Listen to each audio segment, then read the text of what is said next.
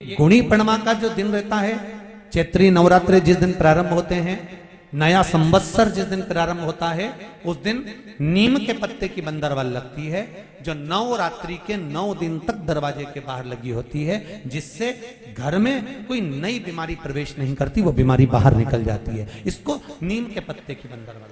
आम के पल्लव, आम के पत्ते, पीपल के पत्ते और नीम के पत्ते, इन तीनों की बंदरवाल। ये बंदरवाल दशहरे के दिन लगती है। 10वीं तिथि को लगकर एकादशी द्वादशी तक लगी रहती है और त्रयोदशी के दिन इसको निकालकर विसर्जन कर दिया जाता है। ये जिस घर में लोग चिड़चिड़ प्रवृत्ति करते हो, क्रोध उत्पन्न होता हो, घर में सामंजस्य नहीं बन रहा हो, आपस में क्लेश बढ़ रहा हो, कोई किसी की नहीं सुनता हो, तब ये आम के पत्ते की, पीपल की और नीम के पत्ते की पल्लव बंदरवाल लगाई जाती है। आज से नवरात्रे प्रारंभ हुए हैं। 9 दिन तक सवेरे उठते से ही पहला 1 लोटा जल शिव को, क्योंकि उसी के माँ जगत जननी हस्तकमल पर जल जाना जरूरी है। शंकर का चढ़ा वो हमें फल प्रदान करे, सुख दे, आनंद का दे। आज से नवरात्रे प्रारंभ हुए हैं। 9 दिन तक, नवरात्रि के 9 दिन, अगर आपको ऐसा लगता है कि शिवजी आप बाबा मेरी नहीं सुन रहा, बहुत संघर्ष का जीवन चल रहा है, बहुत परेशानी का जीवन चल रहा है, बहुत कष्ट का जीवन चल रहा है और कोई मंजिल, कोई राह, कोई मार्ग दिख ही नहीं रहा,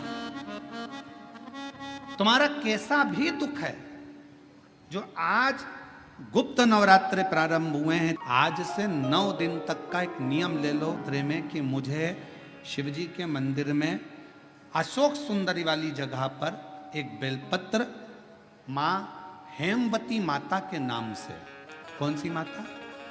हेमवती, माँ हेमवती के नाम से एक बेलपत्र अशोक सुंदरी वाली जगह पर समर्पित करूंगी। 9 दिन का एक नियम धारण करो और 12वें या 15वें दिन आप देखिए, आपका जो दुख है मेरा बाबा उसको काट कर ही रहे। यात्रे जो आज से प्रारंभ हुए हैं, यात्रे में हेमवती माता का स्मरण करना, एक बेलपत्र का पूजन करना, या एक बेलपत्र के वृक्ष के नीचे आप 9 दिन तक भी, अगर मंदिर तक भी नहीं जा सकते, मंदिर में आप बेलपत्र रखने नहीं जा सकते, तो आपके घर के आंगन में, द्वारे पर, बगीचे में, आपके घर के आंगन में, द्वारे पर, बगीचे में, आपके घर के पास अगर कोई बेलपत्र का पौधा है, वृक्ष है, उस बेलपत्र के वृक्ष के सामने एक बेलपत्र का पत्ता रखकर भी अगर आप उस पर जल चढ़ा रहे हैं या पूजन कर रहे हैं हेमवती माता के नाम से, तो उसका फल आपको मिलेगा।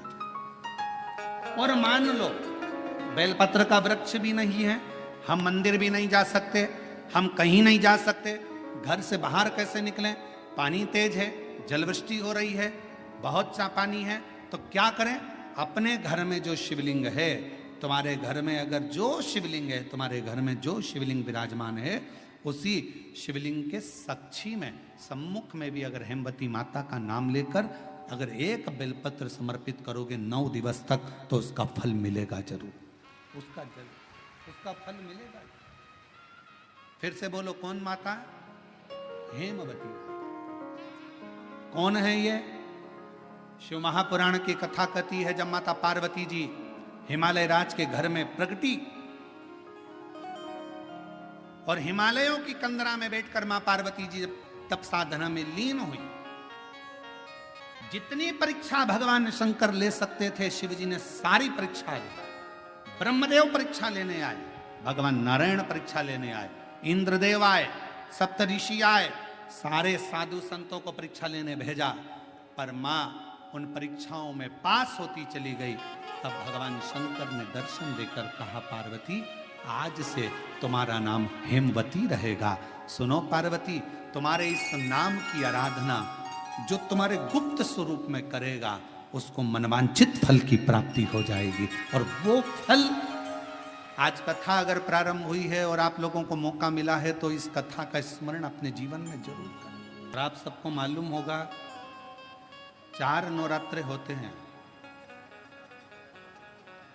उन 4 नवरात्रे में 2 नवरात्रे गुप्त माने गए। नवरात्र आता है जो आज से प्रारंभ हुआ है, कहते हैं अगर कोई स्थिर होकर एकांत में बैठकर भगवान शंकर के नाम का मात्र संबोधन श्रवण कर लेता है, सुन ले, गुनगुना ले, शिव को याद कर ले, तो कहते हैं शिव और शक्ति की दोनों की कृपा उसके ऊपर बनी ही रहती है। नवरात्रे में 9 दिन में से कोई एक दिन ऐसा ले लो जिस दिन कन्याओं का भोजन कराओ, साथ में उनको लाल चुनरी ओढ़ाओ या कोई लाल वस्त्र, लाल पूजन की सामग्री उनको दो। अमृत के बूंद से प्रकट हुआ है पान का पत्ता। 33 कोटि देवताओं के पूजन में, पाठ में, अर्चना में ये अमृत का पत्ता काम आएगा। जिस जल के पात्र में यह पत्ता रखा रहेगा वो जल क्षीर सागर के अमृत तुल्य हो जाएगा। क्षीर सागर के अमृत तुल्य। घर में लड़ाई चल रही है, क्रोध हो रहा है, विवाद हो रहा है, आपस में परिवार टूट रहा है, विवाद हो रहा है, पति पत्नी में झगड़ा हो रहा है, अदालत तक बात पहुंच गई, तलाक तक बात पहुंच गई, तो भी अगर एक श्रीफल को लेकर घर में घुमाकर उस पे लच्छा लपेटकर तुमरुका जी का नाम लेकर जिस पति पत्नी में झगड़ा और उसके नाम का मोली लच्छा, लच्छा जानते हो मोली जो हाथ में बांधते हैं, नाड़ा, उसको लपेट कर अगर शंकर जी के मंदिर में ले जाकर उसको समर्पित कर दिया जाए तुमरुका जी के नाम से, तो पति और पत्नी में बैर होना समाप्त हो जाता है, दोनों में प्रेम बढ़ जाता है। तलाक की भी बात चल रही हो तो दोनों में प्रेम हो जाता है। तलाक नवरात्रे चाहे चैत्र के आए नवरात्रे, चाहे सर्दियाँ आए, चाहे गुप्त दो नवरात्रे आए, उसमें शंकर भगवान की जितनी जितनी आराधना करोगे उतनी उतनी जगत जननी जगदम्बा दुर्गा प्रसन्न होती चली जाती है और वर देती चली जाती है, उतनी आम के पल्लव की महत्वता को जरा जानिएगा, बहुत बहुत ध्यान दीजिएगा। आम के पत्ते देखें आप लोगों ने? अरे बोलो जम के तो बोलो, देखें उसका प्रयोग कभी आप लोगों ने करा? आम के पत्ते का कभी प्रयोग कर कर देखिएगा। अभी तो नवरात्रि चल रही है, नवरात्रे में जब 5वां दिन नवरात्रे का रहे, चैत्री नवरात्रे का 5वां दिन रहे, और मान लो कि आपके घर में किसी बच्चे की, लड़के की या लड़की का या मंगल विवाह नहीं हो रहा हो या शादी नहीं हो रही हो, या उस लड़के लड़की के लिए बहुत प्रयास कर लिया आपने और उसकी शादी हो ही नहीं रही, अथक प्रयास आपने कर लिया और उसका मंगल विवाह नहीं हो रहा, तो ये देवी भागवत में स्पष्ट कहा गया है, देवी भागवत में वर्णन किया गया है, देवी भागवत में वर्णित किया गया, और देवी भागवत में कहा गया कि आम का जो पत्ते होते हैं, आम का जो पत्ता होता है, आम का जो पल्लव होता है, उस आम के पत्ते पर हल्दी और सिंदूर, इन दोनों से स्वस्तिक का निर्माण किया जाए। देवी भागवत का संवाद है, बहुत ध्यान देना महाराज। जिन कन्याओं का विवाह ना हो पंचमी के दिन, नवरात्रे की कोई सी भी पंचमी, मतलब जो पंचमी तिथि पड़ेगी, कोई भी नवरात्र हो, चाहे वो 4 नवरात्रे में से, चाहे वो पौष का हो, अश्विन का हो, चैत्र का हो, आषाढ़ का हो, किसी भी नवरात्रे में आप कर सकते हैं। एक पान के पत्ते पर, एक ही पत्ते पर जो 2 स्वस्तिक बनेंगे, एक हल्दी का बनेगा, एक सिंदूर का बनेगा। बस अंतर इतना है, जो हल्दी का स्वस्तिक है उस पर कंकु के चावल अर्थात रौली के चावल, रोली कुंकू के चावल रखना है, और जो सिंदूर का है उस पे हल्दी के चावल रखना। इतना रखकर जिस लड़का लड़की का विवाह नहीं होता उसकी हथेली पर रखकर उसका नाम और गोत्र बोलकर महाराज उसको ले जाकर नीम के पेड़ के नीचे उसको रख दिया जाता है। मात्र 3.5 या 4 महीने ऐसे रहते हैं जिसके अंदर उस लड़का लड़की का विवाह पक्का हो जाता है। जिसका विवाह नहीं होता केवल उसी के लिए, जिसका मंगल विवाह ना हो रहा, आम के पल्लव में शिव का वर प्रदान है, आम के पल्लव में शंकर का आशीर्वाद। इसका वर है ये शंकर का। 11 आम के जो पत्ते जिस डाली में लगे होते हैं, वो डाली कोमल सी डाली, 11 टुकड़े महाराज एक कच्चे सूत से लपेटकर 11 बार उसका भाग, जब उसको लपेट लोगे इस तरह से इकट्ठा करके, आगे का जो भाग है, 11 बार कच्चा सूत लपेटने के बाद जो भाग पीछे का आगे का कोई भी हो, उसको शहद में डुबाकर शिव जी को समर्पित कर दो। किस जगह पर रखना है? अशोक सुंदरी वाली जगह। अशोक सुंदरी की जगह जानते हो आप लोग, पहले भी आपको बताया है, आज फिर आपको वर्णन कर दें। जैसे ये गोल जलाधारी है, ये शिवलिंग रखा है, ये दो जहां से पानी बह रहा है बाबा के चरणारविंद, राइट में श्री गणेश जी का स्थान, लेफ्ट में कार्तिकेय का स्थान, बीच में अशोक सुंदरी की जगह। शंकर भगवान की 6 लड़कियां हैं। भगवान शंकर के 13 बच्चे, 13 बच्चों में से 6 लड़कियां, उस 6 लड़कियों में से एक लड़की का स्थान, भगवान शंकर की एक बेटी का स्थान, अशोक सुंदरी का स्थान सामने। पद्म पुराण में स्पष्ट किया ये स्थान अशोक सुंदरी का। शंकर भगवान की जलाधारी में पार्वती जी का हस्तकमल, ऊपर से जो एक एक बूंद पानी गिरता है, ये शंकर भगवान की 5 लड़कियों का स्थान है। जया, विषहरा, शामरी बारी, दौतली और देव। शंकर भगवान की 5 लड़कियां भगवान शंकर के मस्तक पे जल की धार गिरा रही हैं। बीच में जो अशोक सुंदरी का स्थान है महाराज, उस जगह पर शहद का मुख, जो शहद आपने भिंगोया है, उस शहद का मुख शंकर जी की ओर कर कर इसी चैत्र के महीने में, इन्हीं नवरात्रि में शंकर भगवान के उस अशोक सुंदरी की जगह पर शहद का भाग शिव जी की ओर रख दें। महाराज, अगर घर में संपदा की कमी हो या कोई पैसा खा गया हो, रुपया नहीं दे रहा हो, पैसा अटक गया हो, तो उस शहद को शिव जी की ओर मुख कर कर उस आम के पल्लव की जो डंडी है उसको 11 डंडी को वहां रख दीजिए और उससे अपनी कामना कर कर आ जाइए। हो सके उस शहद में से थोड़ा सा शहद किसी रुमाल पर, किसी कपड़े में लगाकर उसको रख लीजिए। जिस व्यक्ति से पैसे लेना है, जिस व्यक्ति से पैसे मांग रहे हो, उससे एक बार जाकर मिल लीजिए, एक बार उसको खबर कर दीजिए। बाबा चाहेगा भोलेनाथ तो नवरात्रि में ही पैसा वापिस आ जाएगा, अगर शिव कृपा कर दे। ये बाबा की करुणा।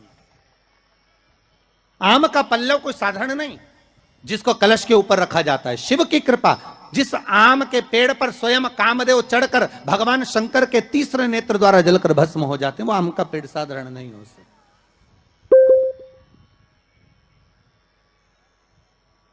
सहज नहीं है। और वैसे भी शिव शिव है। घर में ज्यादा रोग हो, बीमारी हो, ज्यादा तकलीफें आ रही हो, कष्ट बढ़ रहा हो, बीमारियां बढ़ रही हो, या भय लग रहा हो, डर लग रहा हो, हृदय चित्त में कहीं ना कहीं आपको भय का भान हो रहा हो, तो एक लोटा पानी, एक कलश में जल भर कर रख लीजिए और रात भर उसको रखे रहने दो। नवरात्रि चल रहा है, उस कलश को रात भर रखकर सुबह सुबह उस कलश में एक बेलपत्र डालकर उस जल को नीम के पेड़ के नीचे, जहां चैत्री नवरात्रि में नीम के पेड़ के नीचे सारी विद्याएं, आद्य शक्तियां, सारी देवी उस नीम के पेड़ के नीचे विराजमान रहती हैं। उस कलश में एक बेलपत्र डालकर रात भर रखकर उस जल को पूरे घर में घुमाकर उस नीम के पेड़ के नीचे समर्पित कर दीजिए। महाराज, घर में भय लगना बंद हो जाएगा, कोई बड़ी बीमारी आपको घेरेगी नहीं और उस बीमारी से, उस रोग से आप मुक्त रहेंगे। उस बीमारी से, उस रोग से आप मुक्त पाएंगे। वो बीमारी आपको घेर नहीं। विश्वनाथ को कुछ नहीं चाहिए, मेरे शंकर को चाहिए क्या? अगर आपके जीवन में ऐसा लगे कि बहुत बड़ी बीमारी आ गई और आपके घर का व्यक्ति वेंटिलेटर पर पड़ा हुआ है, तो शमी के वृक्ष के फूल ले आओ 7, और शमी के वृक्ष के 7 फूल लाकर एक एक फूल शंकर भगवान को श्री शिवाय नमस्तुभ्यम कहकर उस व्यक्ति के लिए जो पड़ा हुआ है, अंतिम सांसें गिन रहा है, जिसको अटैक आ गया, अंतिम सांसों में जो गिन रहा है, उसके नाम से भगवान शंकर पर चढ़ाना प्रारंभ कर दो। मात्र 7 पुष्प, उस शमी के वृक्ष के 7 पुष्प आप शिव को समर्पित करिए, उसका नाम और गोत्र बोलकर, और भगवान शंकर का मूल मंत्र श्री शिवाय, जम के बोलिए श्री शिवाय नमस्तुभ्यम बोलकर एक एक शमी का फूल शंकर पर चढ़ाना प्रारंभ कर दो। फिर आगे वो विश्वनाथ की मर्जी है, वो प्राण कैसे लेकर वापिस आता है, उस काल से छुड़ाकर महाकाल कैसे लाता है, ये वो जाने। आपका फर्ज केवल आप अदा करिए। जब अंत में डॉक्टर भी हार जाते हैं, जब अंत में डॉक्टर भी कह देते हैं कि अब हमारे बस का नहीं है, अब तो उस परमात्मा के हाथ में, मतलब डॉक्टर को भी मालूम है कि एक और डॉक्टर बैठा हुआ है, एक डॉक्टर और है, वो बस वो थोड़ा सा दूर तो रहता है पर करीब भी बहुत है। कई लोग कहते हैं गुरुजी वो कैलाश पर रहता है बहुत, तो उनको बुलाएंगे तो आएंगे। हमने कहा कैलाश पर तो रहता ही नहीं है, जहां भक्त है वहां भगवान, वो दूर तो रहता ही नहीं। आप तो बस केवल उसको बुलाने का प्रयास करिए, आप दिल से बस उसको हाजिर, वो दिल से बुलाओ तो उसको।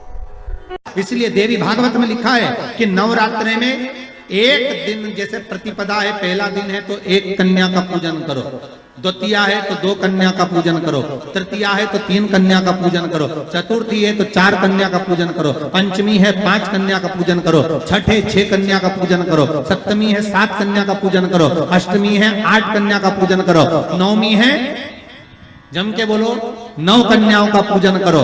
और अगर इस तरह से आप पूजन नहीं कर सकते नवरात्रि में, तो 9 कन्याओं का पूजन एक साथ, या तो अष्टमी के दिन या नवमी के दिन कर दो, या मध्य में, बीच में भी आप कर सकते हो एक साथ। पर अगर आपकी कोई कामना है, आपकी कोई इच्छा है, मालूम पड़े, जैसे कई लोग कहते हैं कि हमारी इच्छा है, हमारी वो मकान नहीं बिक रहा, या हमारी वो जमीन नहीं खरीदी जा रही, या हमारी कोई कंपनी नहीं डल रही, या हमारे काम में ये अड़चन आ रही है, तो नवरात्रे में, 4 नवरात्रे में से किसी भी नवरात्रे में आप नियम बना लो कि एक कलश की स्थापना कर कर एक दिन में एक कन्या का पूजन कर कर उसको भोजन कराना, लाल वस्त्र देना, लाल चुनरी देना, दूसरे दिन में 2 कन्याओं का पूजन कर कर लाल वस्त्र ओढ़ाना, लाल चुनरी देना, तीसरे दिन में 3, चौथे दिन में 4, 5वें दिन में 5, ऐसे 7-9 दिन तक एक एक कन्याओं के क्रम को बढ़ाते बढ़ाते बढ़ाते बढ़ाते आप उस पूजन का विधान प्रबल कर सकते। क्या मैं नवरात्रि में अगर मान लो कोई साधना करना हो तो कौन सी साधना करना चाहिए? हम किसकी आराधना करें? हम 9 दिन तक किसकी साधना करें? तो अगर बन सके तो देवी भागवत में सबसे सुंदर साधना यही है कि हम एक दिन में एक कन्या के चरण धोकर पूजन कर कर उस कन्या को भोजन कराकर उसका स्मरण करें। हाँ, ये जरूर है, अभी कोरोना महामारी चल रही है तो इस नवरात्रि में भले ना करें, पर आगे की नवरात्रि में जब नवरात्रि अच्छे रहे, कोरोना से मुक्त रहे, तब आप किसी कन्या को एक दिन में 1, 2 दिन में 2, 3 दिन में 3, 4 दिन में 4, 5 दिन में 5, ऐसे नवरात्रि 4 बार जो नवरात्रि आती, किसी भी नवरात्रि में आप स्मरण कर उसका फल मिलेगा।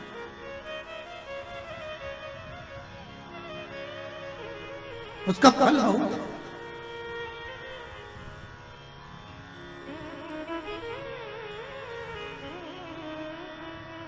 जैसे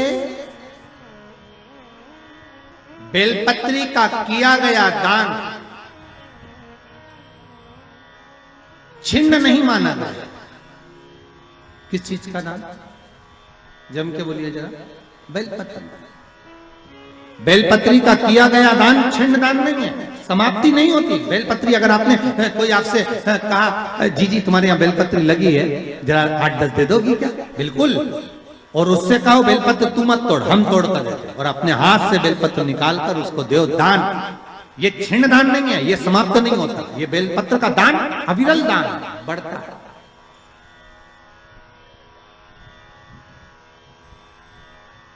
सुख का भान करता, ये छिन्न होने वाला नहीं।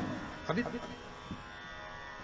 प्रिय है पुष्प में आंक का पुष्प, जो आंकड़े का पुष्प होता है शंकर को बड़ा प्रिय है। और दूसरे नंबर पर शंकर को प्रिय है शमी का पुष्प, बहुत ध्यान देना महाराज। तीसरे नंबर पर शंकर को प्रिय है महाराज सरसों का पुष्प। सरसों होती है ना, जो राई अपन बोते हैं, सरसों बोते हैं, उसमें पीले कलर का जो पुष्प लगता है।